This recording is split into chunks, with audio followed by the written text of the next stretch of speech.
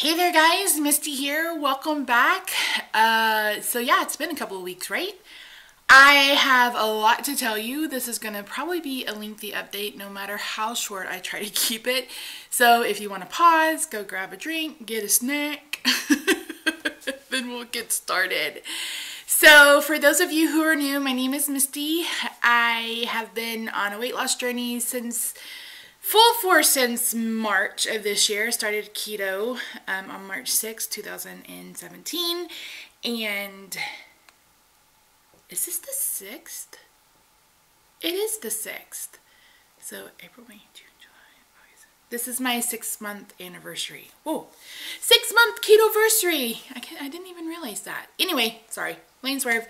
So I've been on keto on and off for 6 months. The first 3-4 months I was, rock solid, doing it every single day.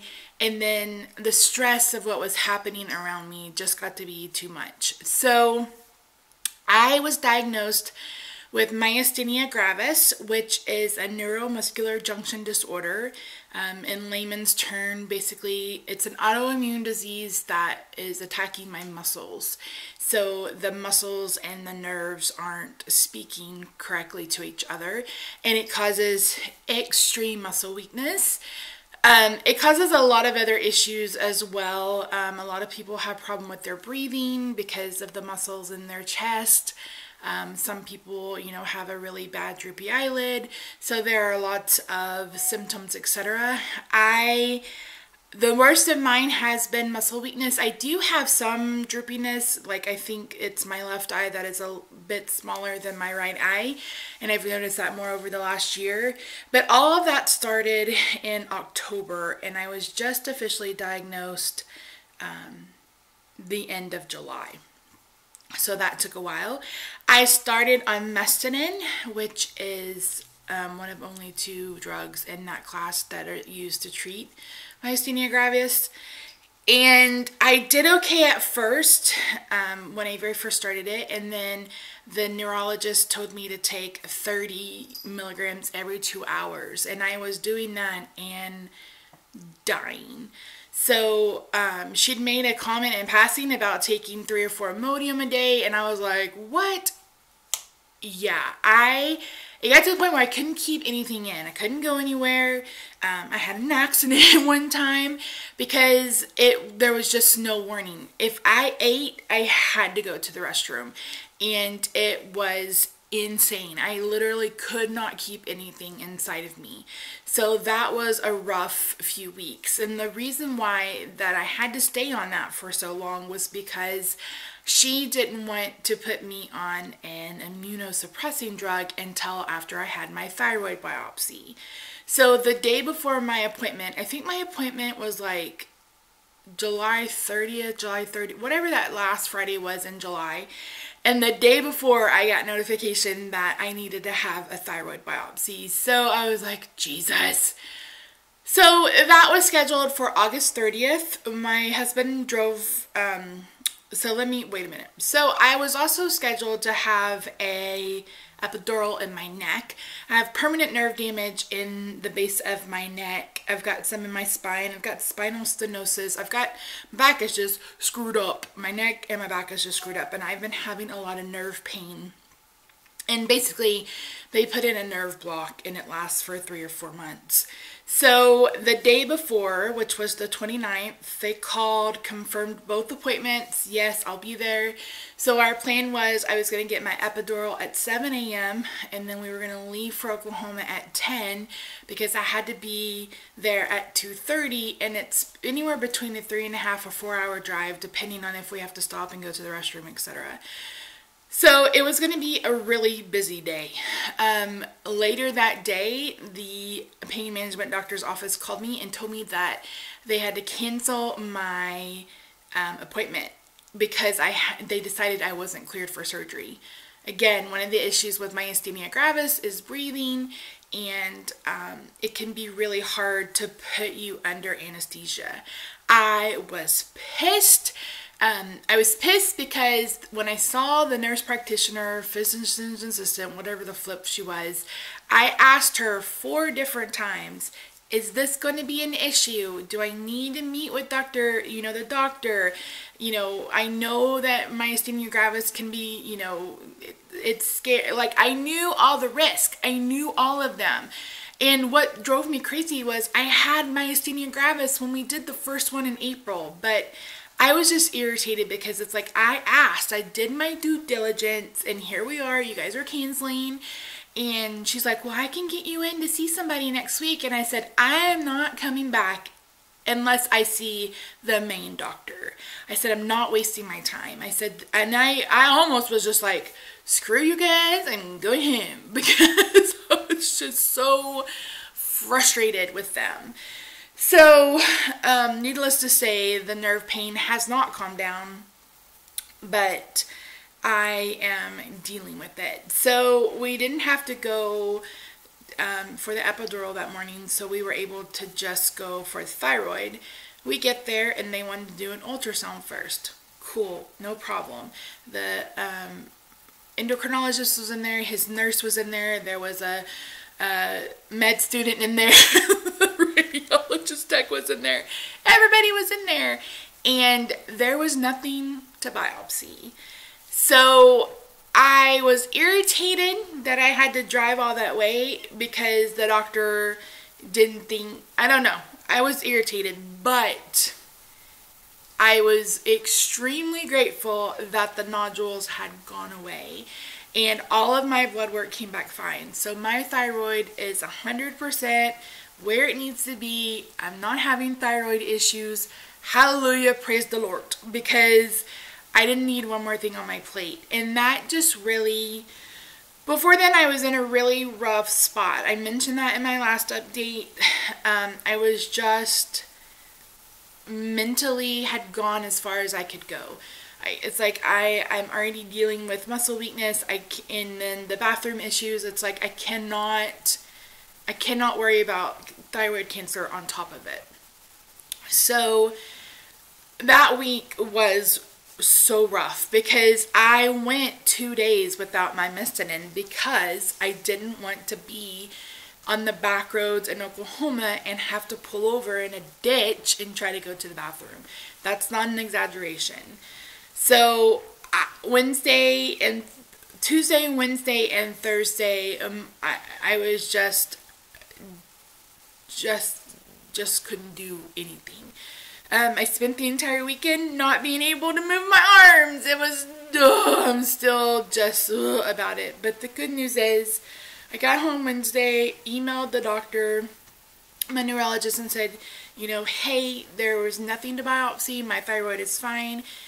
I'm ready to switch medications whenever you are. So she sent in the prescription, and it was filled on Saturday. I was really surprised. And I am on Cellcept. I don't know.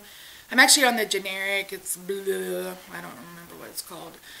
So basically, I take it twice a day, first thing in the morning, and then before I go to bed, 2 hours after meal, an hour before I eat. I just basically have to take it on an empty stomach. And I have felt like poop. Today is the first day. This is Thursday. I've been on it since Sunday. Today is the first day where I felt like I had any kind of energy or any kind of desire to get out of bed and get stuff done. I don't know if it had something to do with the fact that I also got a flu shot for the very first time last Thursday. So I don't know if I was having effects of the flu shot or what was going on. I do know that I've ran a fever and had some chills a couple of days, but today sorry, my cat. Today I feel fine. And I feel so much better. Yesterday was the absolute worst. I woke up about 7, took my pill, had a pounding headache, had the chills, got back in bed, covered up, and slept for another 3 hours and woke up at like 10:15. So today I'm feeling much better. Like I don't feel ill. The muscle weakness, this isn't doing any better than the Mystinin did, and the Mystinin was providing some relief. I really think that I'm gonna have to have an IV infusion, which I need to stop talking about because I'll probably start crying because I don't want to.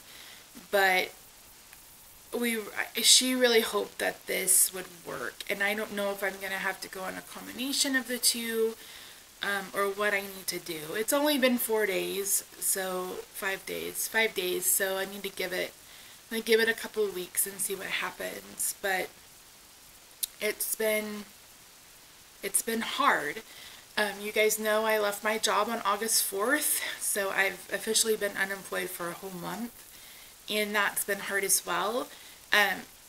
My last video was just one big vent, so I don't want people.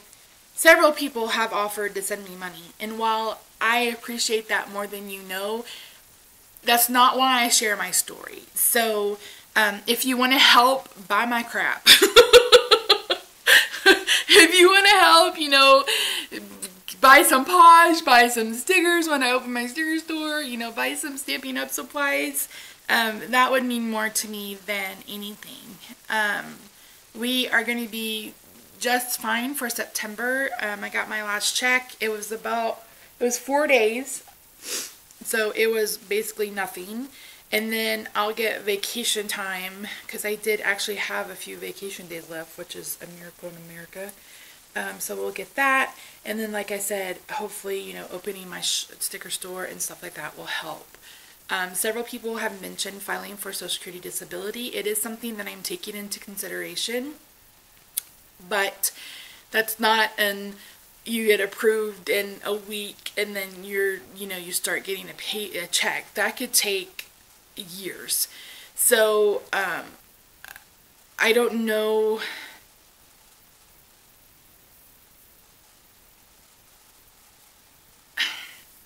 I'm having a really hard time. I'm having a really hard time with that, because I just feel like if I file for Social Security Disability, then that's just like me saying, you know, this is it. This is my new reality. And I am not ready for that, which is a completely irrational response to all of this. But, you know, I'm not ready to admit that there's so much that I can't do anymore. So, this is the first time I've worn makeup in over a month, and it took me an hour to put on the bare basics, because I just have to rest. Eating, you know, I don't have an appetite here lately anyway, but, you know, just trying to hold a spoon and feed myself or those kinds of things, it's just so hard. But so as far as keto, I went off the keto wagon for about 2 weeks. I didn't go ham. I just had gotten to a point where my brain could not handle one more thing to worry or think about. And so I basically did low carb rather than keto. So I was, you know, doing low carb, watching my carbs, but still eating, you know, probably higher protein. But my blood sugar has been amazing. I woke up the other morning to an 88. It's been consistently, consistently under 110, which has been fantastic. This morning it was 144, but that's because I had some nuts, sweetened nuts, and that I thought weren't sweetened, but they were. They're dark chocolate, coconut covered almonds, and I only had 4, but that was enough. So I'll have to not have those again. And I don't even like coconut, but something about those are really, really good. So I did try to restart keto this week. Besides that one little mishap last night, I've been doing pretty well. Yesterday I just had some roast beef and a couple of cheese blocks, those Land O'Lakes cheese blocks. For dinner we had In-N-Out. I am filming my weekly dinners again, so you guys will see that. Last night my arms were just shot, so we went and ate at In-N-Out, and I had a couple of burgers. So that's the first time we've eaten out in a minute. Like I said, I'm really trying my hardest to save money and cook more at home, but there are just some days where I just can't do it. So yeah. So that, oh, my weight. I didn't even mention this. So I weighed in this morning at 399.4, and I got off the scale because you guys know my scale is wickety whack, and I got right back on the scale and it was 399.4, and I couldn't be more excited. So I'm officially down 26 pounds. It took 6 months to get here, but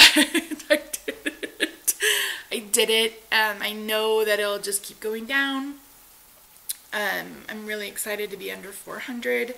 Like I said, I really want to be down to 375 by Christmas. I think hopefully I will hit it before then. I don't want it to take another 6 months for me to lose 25 pounds. I am trying to decrease my insulin dosage. I am diabetic. I think I mentioned that. I've been taking 170 units of Novolin N, yeah, which is in between Lantus and Novolog. So it's a more, it's faster acting than Lantus, but it's more like release overnight, because I can be perfect during the day and my liver dumps glucose overnight and my blood sugars are always high in the morning. So my goal is to decrease 10 units every week, and I really think, so last night I took 160, but of course I had those almonds, so I'm going to take 160 again tonight to see how it is tomorrow morning, and try to, like I said, try to matriculate down 10 units every week until my body gets to a point where it's like, okay, you know, and I'll have to stop for a little bit. I know that's going to happen. What else can I tell you? I go back to see my therapist on the 14th. He was out of town, and then I had too much going on the week before then. So I'm feeling okay. I have been really focusing on talking more to Rob, letting him know where my head is and what my thoughts are. I've been more open to telling him when I've just reached my physical limit before I've just tried to push through and just keep going. And now I'm like, okay, I can't do this. I need you to do this for me, and I need you to do that for me. It's so bad that we hang out at night in the living room while he's like watching the Rangers or watching foosball or watching whatever. I will be on my iPad, and I have the iPad Pro, and he has to carry it for me every night because it's just by the end of the day, everything is just too heavy. So I have gotten better at that. You guys know I had my niece for 2 weeks, so her going home freed up some of my time, and I've been able to get more stuff done. So it's been a challenge. It's been an adjustment trying to get used to being home and making sure that I'm not overworking myself. I try to do, 3 or 4 things, then I'll take about an hour and a half break, and then I'll do a few more things, and I'll take a break, and then at the end of the day, I'm pretty much shot in just spending time with Rob after dinner. So that's about it. I was hoping to have a Foodie Friday this week, but that just didn't happen.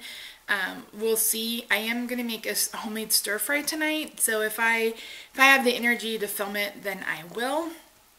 But other than that, we're just trucking right along. I can't believe we're almost to the middle of September. It's crazy. So yeah, I go back and see the neurologist on Halloween. I do have to go once a month and have blood drawn just so she can run some tests to make sure, check my white blood count, those kinds of things. So I've been really hyper vigilant about washing my hands, hyper vigilant about not being out and about around people, which I know that there are people who still have to work, etc. But I am the queen of side effects and the queen of getting issues. September is the worst month for me. I'm really hoping that this September is fine, because 3 years ago, I fell out of the shower and almost broke my elbow. 2 years ago, I had a staph infection, was in the hospital for a week. Last year, it was the thyroid shit. So I'm really hoping that this September is fine and nothing serious happens. So I'm like trying to stay at home, bubble wrapped, so nothing happens to me. Oh my goodness. So anyway, guys, thank you so much for watching. I really appreciate your support. Thank you to everybody who's leaving comments. I answer as many as I can, and yeah, I read every single one of them, so thank you guys so much. I think that's it. This is almost 30 minutes, so I think that's long enough. Oh, I pulled out a vampy lip because I'm ready for fall. And I know a lot of people were messaging with concerns about Harvey. We are in Dallas, which is about 400 miles north of the Houston, Galveston area. So we weren't affected, thank goodness. We did get a little bit of rain, but I have a friend, one of my best friends lives in League City, so it was really... I was really nervous and scared for her. For those of you who are in the path of Irma, please be careful. This is going to be a really horrible hurricane season, it seems. And I know that she's the biggest storm in the Atlantic Ocean that we've ever had. So just please be careful. Know that I'm thinking about you and sending you love and praying for you guys. And I hope everything turns out okay. So thank you guys so much for watching. I will try to be back to a weekly schedule. Probably not next week, but the week after. So thank you so much. I'll see you soon. Bye.